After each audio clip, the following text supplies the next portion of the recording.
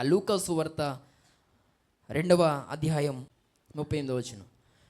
ఆమె కూడా ఆ గడియలోనే లోపలికి వచ్చి దేవుని కొనియాడి యెరూషలేములో విమోచన కొరకు కనిపెట్టుచున్న వారందరితో ఆయనను గూర్చి మాట్లాడుచుండెను. అన్న పయనం ఎవరితో, లేక ఎలాంటి వారితో అని అంటే దేవుని బిడ్డలతో సహవాసాన్ని కలిగి ఉంది. అక్కడ చూస్తాం, యెరూషలేములో విమోచన కొరకు కనిపెట్టుచున్న వారందరితో ఆమె సహవాసాన్ని కలిగి ఉంది. నీ సహవాసం ఎవరితో ఉండాలి?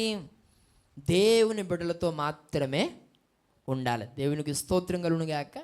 ఈ రోజుల్లో చాలామంది పిల్లరా లోక సంబంధమైన వ్యక్తులతో, ప్రభువుని ఎరగనటువంటి వారితో, వాక్యము తెలియనటువంటి వారితో సహవాసాన్ని కలిగి ఈరోజు జీవిస్తున్న పరిస్థితులు.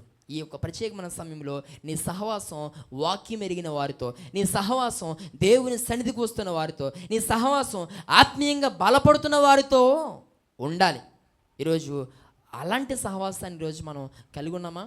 ఆలోచించేద్దాం. ఈరోజు మనకున్న సహవాసాలు అన్నీ కూడా ఇప్పుడు లోకములో జీవిస్తున్న వారితోనే.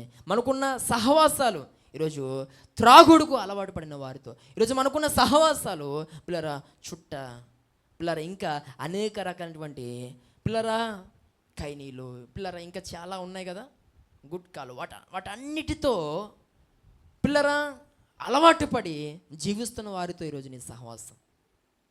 ఈరోజు నేను మాట్లాడుతున్న ప్రియ సహోదరి సహోదరుడా, నీ సహవాసం ఈరోజు ఎవరితో ఉందో ఒకసారి ఆలోచన చేసుకుని, నువ్వు దేవుని బిడ్డలతో మంచి ప్రవర్తన కలిగిన వారితో నువ్వు సహవాసం చేయకపోతే ఖచ్చితంగా జీవితం విచ్ఛిన్నం అయిపోద్ది, నాశనం కాబోతుందని మరొకసారి నేను తెలియజేస్తున్నాను.